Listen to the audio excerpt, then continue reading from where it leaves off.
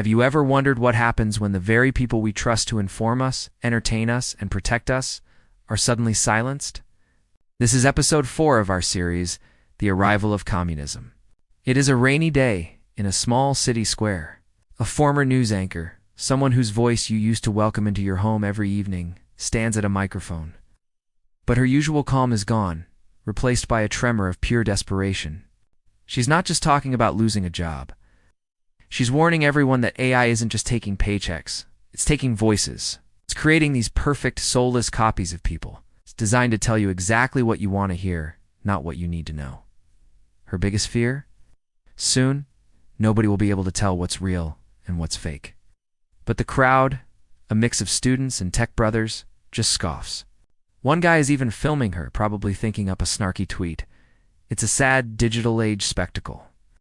Then, a professional actor steps up. You can tell he's used to the stage, his voice booming with theatrical flair. He declares that his humanity, his lived experiences, the very things that made his performances powerful, were dismissed by the new system as unreliable data.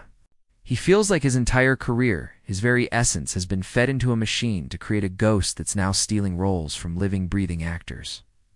And the crowd, they just laugh. Someone yells, "Maybe you just weren't that good." The cruelty is just staggering. Next, they try logic. A lawyer, sharp and precise, lays out a brilliant argument about the legal and ethical chaos that's coming. He talks about liability when an AI makes a mistake, the collapse of systems that rely on human judgment. He's followed by a software engineer, the very person who helped build these tools. He holds up a tablet, trying to show the crowd the complex code, explaining how the AI they created is now designed to make their own minds obsolete. They brought facts, data, and passion. But their expertise means nothing. The response from the crowd is brutal. "You're just losers who couldn't keep up," shouts a young professional. "It's called progress," says another, as if it's the most obvious thing in the world, the most cutting remark. "Maybe you should have learned to code something else." The crowd roars with laughter. It's a public shaming. These professionals, once at the top of their field, stand there defeated, soaked by the rain. They came as messengers, as canaries in the coal mine, trying to warn everyone about a danger they saw firsthand. But society didn't see them as prophets. They saw them as outdated relics, as failures, as the butt of a joke. The intelligence that once defined them was now worthless in the public eye. And here's the truly terrifying part. As the crowd points and laughs, completely convinced of their own superiority, they are utterly blind.